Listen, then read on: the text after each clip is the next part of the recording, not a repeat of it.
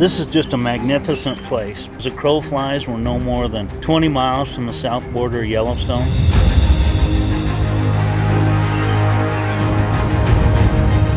It's big, wild country, it's public land, and it's such a great resource.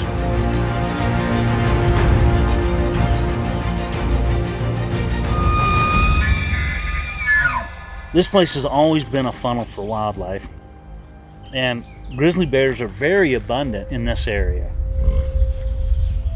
I can reflect back on my time growing up with my dad coming in the mountains. There were grizzly bears around back then, but there were not a lot of them. Now, I see them almost on a daily basis. It's pretty apparent there's been a major increase in the number of bears and the distribution of bears across the Yellowstone ecosystem. In the last 30, 40 years, I know I've certainly seen it in the 20 years I've been working for the Forest Service. It means to the people who are out using the national forests, and especially hunters, there's more bears in more places. And so they really have to be thinking about bears and bear safety. You know, with more bears around, you have to be more alert all the time.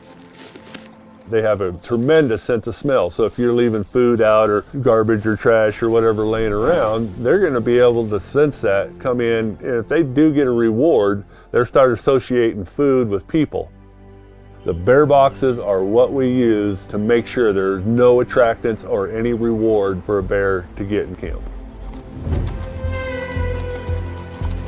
Today we're working to install some brand new bear boxes in some of our high-use public hunting camps.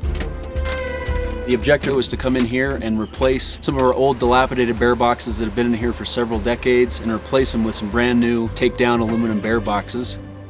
And these are a real good stroke for our recreating public to help folks basically to adequately store grizzly bear attractants and minimize conflicts between bears and people. Safari Club International Foundation is an organization for hunters. They do a whole gamut of work to promote hunting and conservation throughout the world. And this particular project they're helping us out with is definitely going to help hunters, because these backcountry camps that are visited by grizzly bears are used primarily by hunters. People need to store their food and keep them safe and keep from having a conflict with a bear. As we've been really successful with implementation of food storage, that had a major reduction in the amount of conflicts we see associated with food, garbage, and animal carcasses at camps in the backcountry.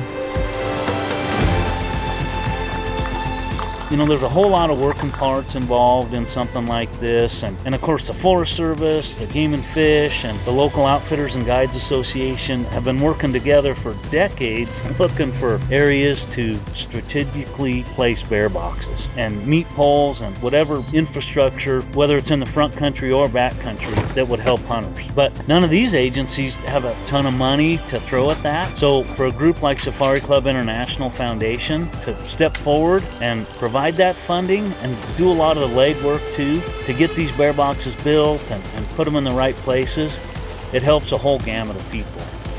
So it was really great to see them step up and help a whole lot of agencies with that.